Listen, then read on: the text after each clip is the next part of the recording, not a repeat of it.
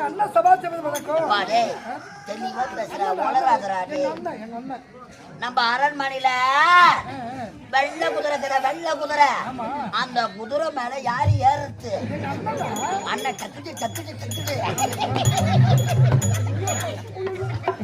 அண்ணன் ஏறாரா இப்ப மண்ணு இல்ல அந்த குதிரை மேல இப்ப யாரு ஏறது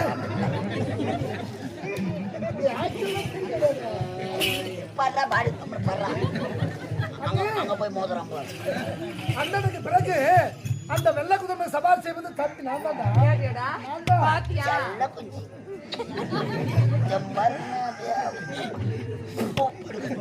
மைத்தவரே அது மட்டும் கிடைக்காது.